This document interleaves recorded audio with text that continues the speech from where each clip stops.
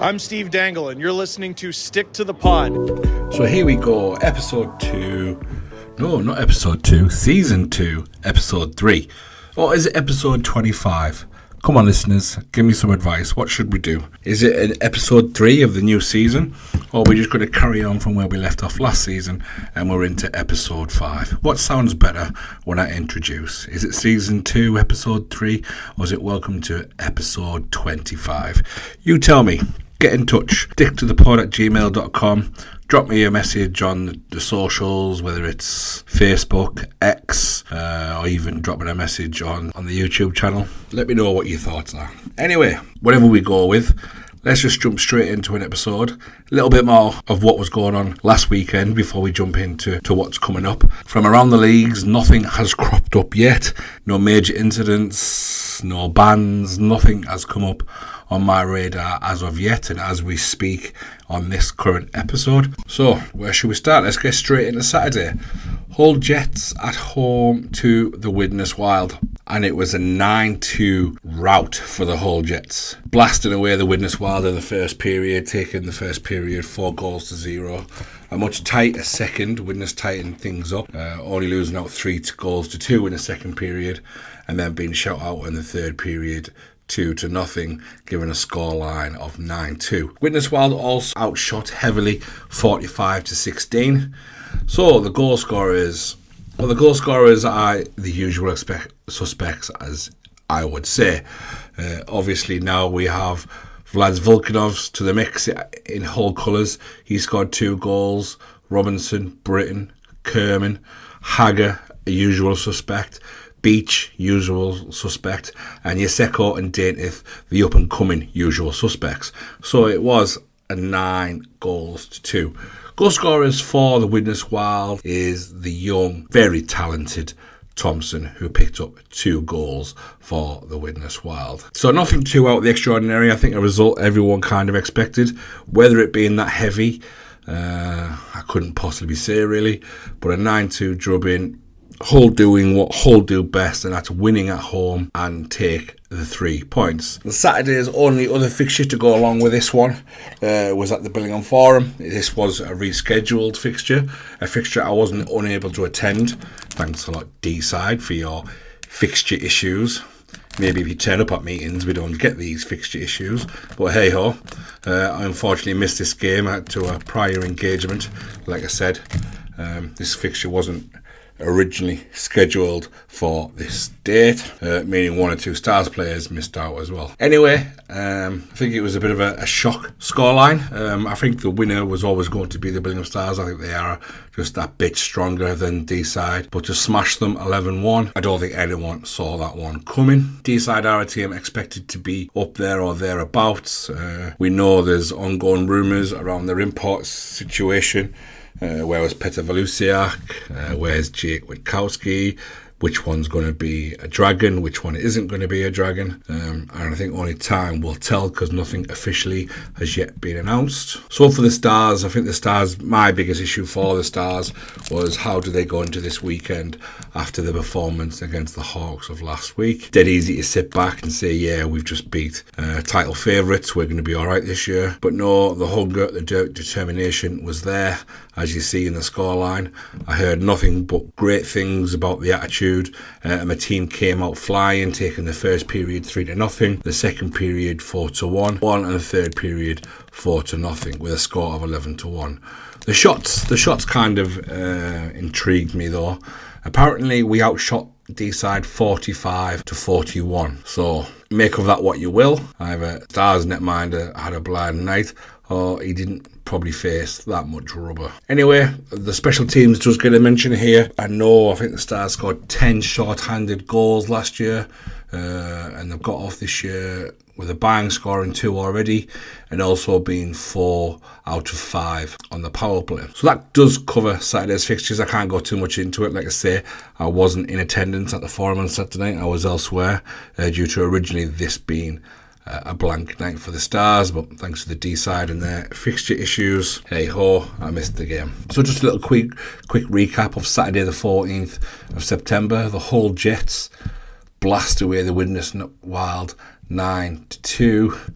and the Billingham Stars defeat the Dragons 11-1. So moving into the Sunday, there's some tasty fixtures on the Sunday. Most notably, one of the most tastier fixtures over the years, the Deeside Dragons and the Blackburn Hawks, who are building up a canny rivalry. But again, it wasn't the fixture that people probably would have expected. The Deeside Dragons, again, for the second night in a row, being blown away, and the Blackburn Hawks taking the score 8-1, outshooting the Deeside Dragons 35-30. Period scores: the Blackburn Hawks take the first period 3-0. They take the second period 3-0, and winning the third period 2-1. So like I said, an 8-1 score. It's Ross Kennedy who gets himself on the score sheet for the Deeside Dragons. I was a bit shocked to see his name, really, after everything I heard about the big hit he took on the Saturday night. Can't have been that malicious or that big a hit or that damaging for him to finish the game and then play the Sunday as well. For the Blackburn Hawks, you're going to see a lot of these names. Riddick with 3, Lutwhite with 3, Pollitt and Barnes with 1 each. On to the next fixture, and we go to Hillheads, the Whitley Warriors. They were at home against the Nottingham Lions. A fixture over the years, you'd probably see the Warriors run wild. Not an easy place for any team to go, but this new Nottingham side seems to have grit the teeth, dug in, and go home with a respectable defeat. The Warriors taking this game 4-1, shooting the Nottingham Lions 54-28, taking the first period 2-0. Second period was 1-0, and the third period 1 each. As you can see, a very, very close period, of 3 very close periods. Nottingham's main man, Alice Padalecki, on the score sheet again. We're going to see him every weekend on the score sheet. I have no doubts about that. And then Phil Edgar, Carl Ross and Harry Harley are the goal scorers for the Warriors, with Carl Ross getting 2 of them goals. Moving on to what I thought would have been the game of the weekend, turns out to probably be the shock of the weekend. The Hull Jets, who I've mentioned at the top of the show there, very much we know they win at home. Very much improved side, skate into Hobbs Moat Road with that horrible away record of last season and blow the Solihull Barons away 6-1 in their own barn. That guy Vlad Volkanovs turns up again, scoring 2. Britton, Hagger, Edwards and Kent all on the score sheet for the Hull Jets.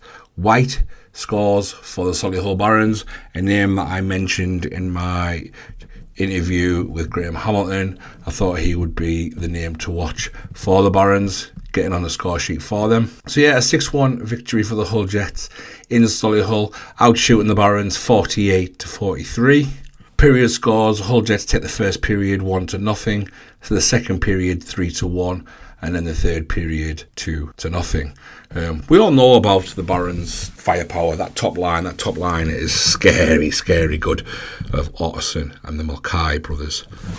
And they needed to find some scoring depth just to help them maintain that title challenge. But when the news came across that Richard Crowe wasn't signing this year, not only did they lose a lot of experience, they lost a lot of points and a lot of experience at the back end for the D, and a lot of size as well.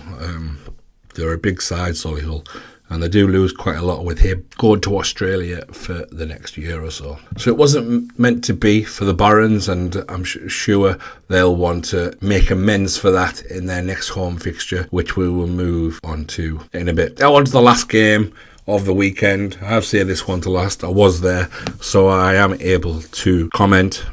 And it was the Billingham Stars at the Widnes Wild for the Widnes home opener. It was a 6-3 victory for the Billingham Stars, but I say that quite loosely.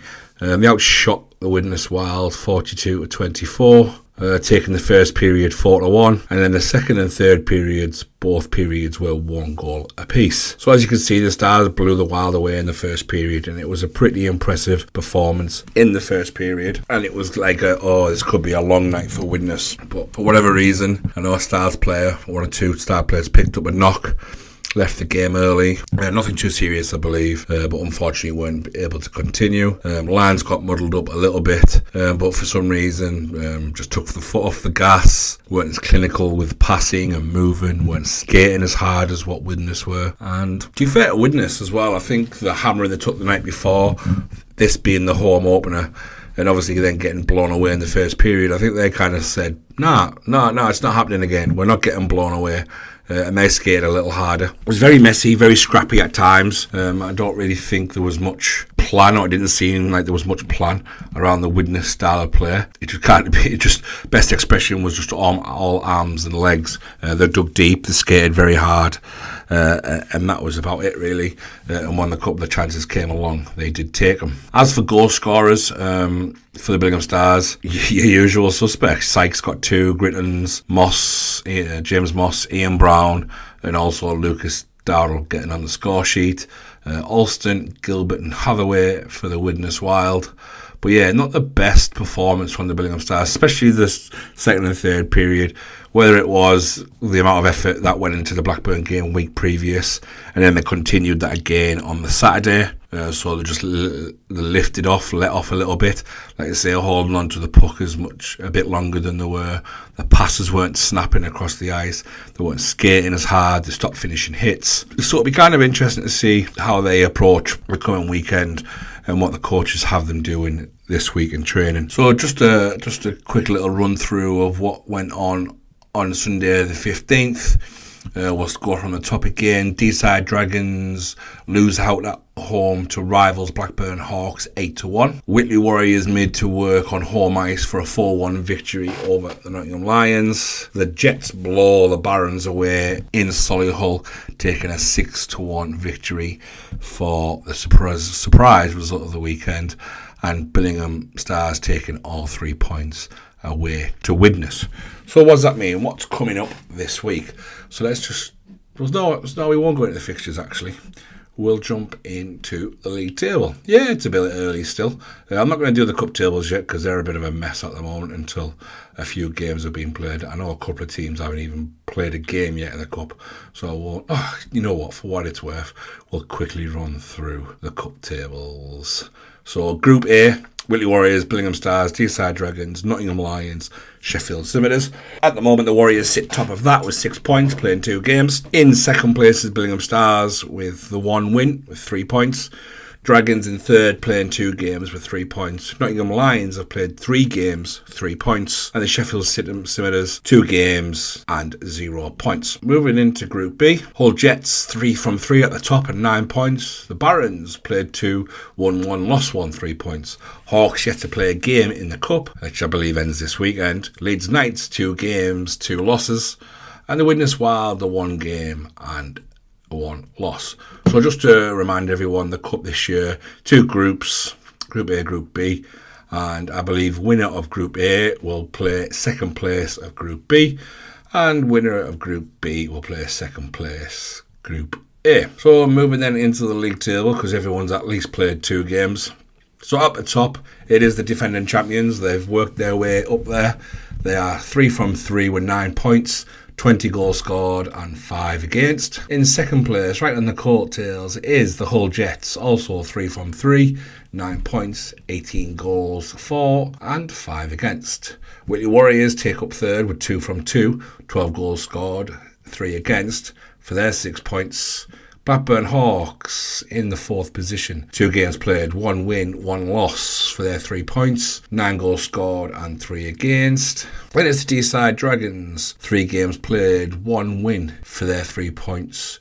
6 goals scored and a whopping 22 conceded. Nottingham Lions in 6th. 3 games played, 1 win, 2 losses. 10 goals scored, 9 against for their 3 points.